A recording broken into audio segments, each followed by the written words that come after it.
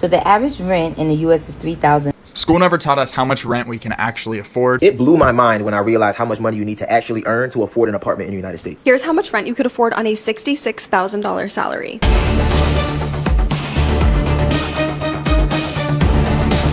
Oh man, what's going on? Let's not waste no time. How much rent can you afford in 2026? Let's get into it. How much rent can you realistically afford? This table, in my opinion, serves as a conservative guideline. So for example, if you make $100,000 a year, the monthly rent you can comfortably afford to pay is around $23-27 per month every single month. There are a couple of things going on here. So usually salaries are referenced pre-tax, but the rent you pay is after tax. So back in the 1980s, the standard 30% rule was created, and that rule says that your rent should be equal to 30% of your gross income. But using gross income to calculate how much you can afford is not practical, and it can leave you stretched thin. So the better rule, in my opinion, is what I call the 35% post-tax rule. I took the salaries listed and calculated the monthly post-tax amount that you would get paid, and the rent you can comfortably afford should be around 35% of what you take home. If you live in a higher cost of living area, this might be closer to 40%, but this is all meant to fit within the broader personal finance rule of the 50-30-20 rule. That states that you should allocate your paychecks in the following manner. So it's 50% to your needs, 30% to your wants, and 20% to your savings or investments. This way, even if your rent is 35% of your after-tax income, you still have 15% left for your other necessities like transportation, utilities, and insurance. A 20% savings rate is also very, very good. So what percentage of your income goes to rent? Let me know in the comments and follow for future videos where I will dive into more personal finance rules. How y'all feeling about that? How y'all like that?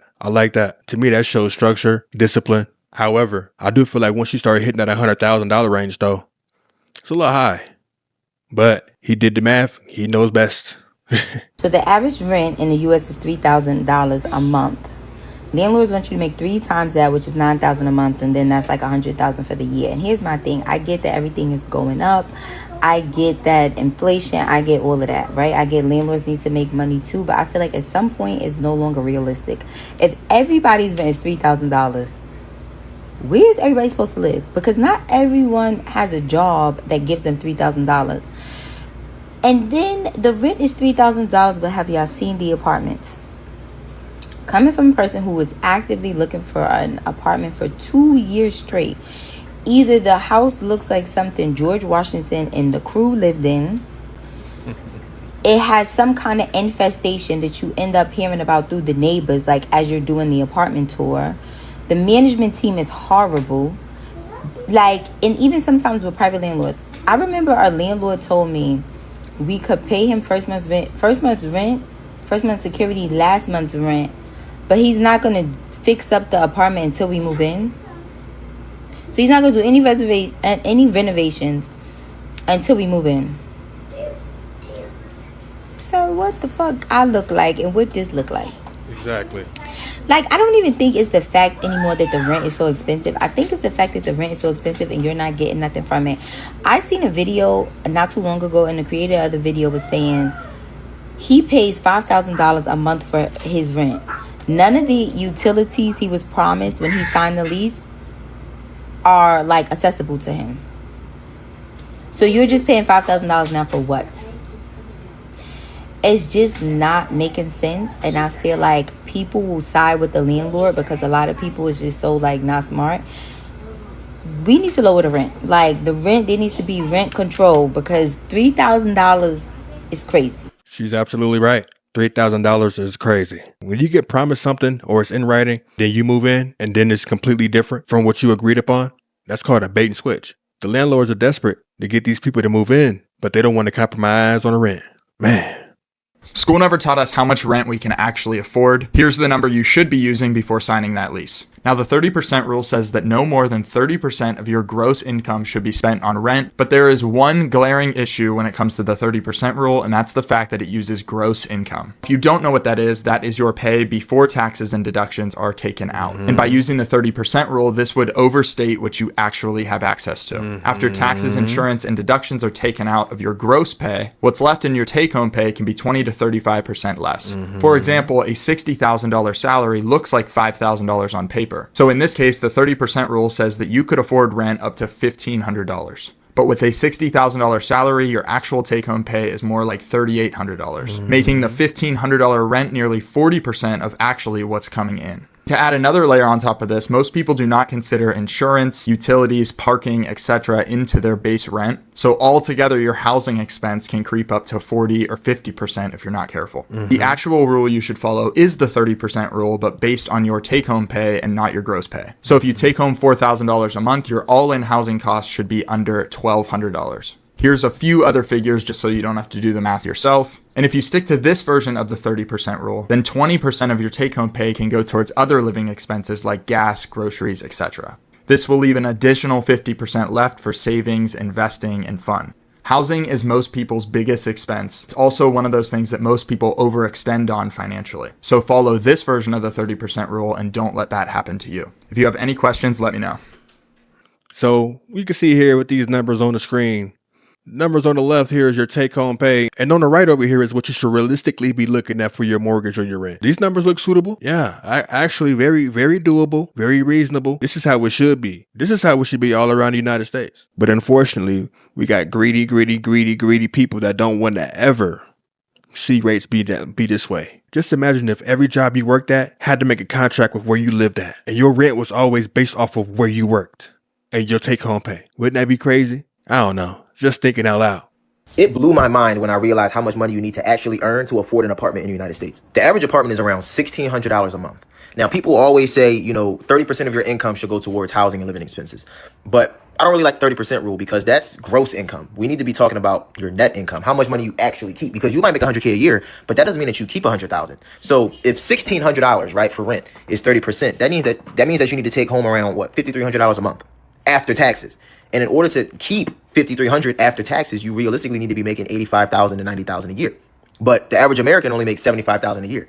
So already the average apartment requires more than what the average person actually makes. Now let's zoom in a little bit. I live in Philadelphia. The average income here is around $62,000 a year. After taxes, that's around $4,000 a month. So if your rent is $1,600, that's 40% of your income just going to where you live. And that's before food, that's before gas, that's before everything else. Now let's take it even further. Minimum wage in Pennsylvania is $7.25, right? And that's the same as federal minimum wage. But let's just say for PA, right? If you work full time, minimum wage, that's $1,100 after taxes per month. Rent is $1,600. So you literally can't even afford an average apartment. So now you might say, what if you make $15 an hour? Let's do that. $15 an hour full time is $2,600 a month before taxes. That's around $2,200 a month after taxes. So 30% of $2,200 is $660. But rent is $1,600. So even at $15 an hour, you're spending over 70% of your income just on your rent. So no, housing is unaffordable. If you watch this entire thing, comment down below real so I know you see what's going on. That is disheartening. That is disgusting. Truly, that really makes my blood boil, the fact that minimum wage is that low and rent prices are this high. It's like, how are they not seeing this and not wanting to do anything about it? How are grown adults literally sitting by, letting this happen? You see this. Y'all are in charge. Y'all put these things in place. Your rent should not cost your entire paycheck. It should never, ever be that much. I really feel like companies should get together and they have to be in an agreement with your employment. And they base your rates off of where you work at. 30% after tax. How much rent can I actually afford on my salary? Oh, 2836. So 28% of your salary before taxes goes to housing expenses. 36% should be your entire debt load. So if you're making $5,000 a month, that would be what? $1,400 that you could spend in rent if you're doing 28. The thing that most people mess up though is that leaves you $400 to have for all the rest of your debt. Right? If you want to get to that 36% for your full debt load. So most people will be right kind of in that correct range for rent, but then they'll have a car payment, which is $532 on average for a used vehicle, $738 for a new vehicle. So you're already way past that. Then you have student loans, then you have all the other things. So it's really hard nowadays to actually abide by the 2836 rule. But if you can, that's really where you don't feel house poor. And you don't feel like your bills are piling up regardless of how much you earn. Man, that was actually genius. I actually liked his percentages and I really liked how he laid it out. I would tell anybody there are ways you can get out of debt and actually live pretty comfortable. For the past 2 years, You know what me and my wife did with our taxes? Paid off all our debt. We used all of our taxes, bought everything we needed for this house, and paid off all of our debt. It's to the point now, we don't have no debt really. It's just mortgage, her car note, my car note, and the little small bills around here. Insurance, phone bill, water, trash, gas, electric. There are no more bills. She doesn't have any school debt. Like there are no bills. We keep the utilization rate on our credit cards down. They're already paid. We live within our means. We splurge here and there, don't get me wrong. Like I love my vehicles. So yes, I went in on a Challenger. She loves her vehicle. She went in on a Durango. But everything else, we live minimalistic. We got a house that we love, and we have our vehicles that we love. And we were still able to save 20%. You can do it.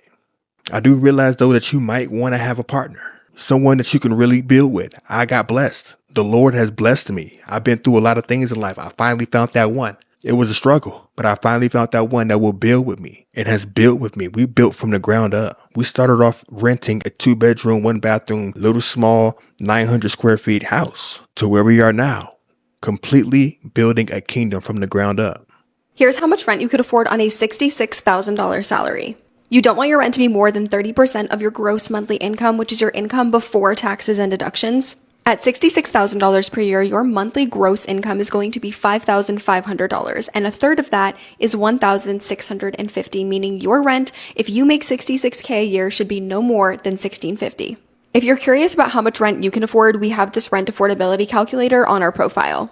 And there you have it, ladies and gentlemen. I hope that this gave y'all a little bit of an insight on, how you can budget a little bit better. And hopefully you can find ways to make this a reality. And with that being said, I just want to say thank you so much, ladies and gentlemen. Thank you for coming in, rocking with your boy, and chilling with, the one and only Q-Nillion. It's been real. It's been fun. But hey, man, like I say, like I'm going to always preach in all of my videos, you need to work on yourself, get your money stacked up, get your savings going, and get your finances right. Try to figure out these numbers right here. Rewind this video. Try to figure out some of these numbers. Try to crunch some numbers. See if you can get you a roommate. See if you can try to do something. I don't know if maybe these rates are forcing us to try to need each other again, but I think it's time that we start needing each other again. I need my wife. I need her. Without her, this dream that we live would not work, and vice versa. She needs me. Without me, this dream that we live would not work. But hey, what am I? I'm just a simple messenger. But until next time, it's your boy Q, signing out.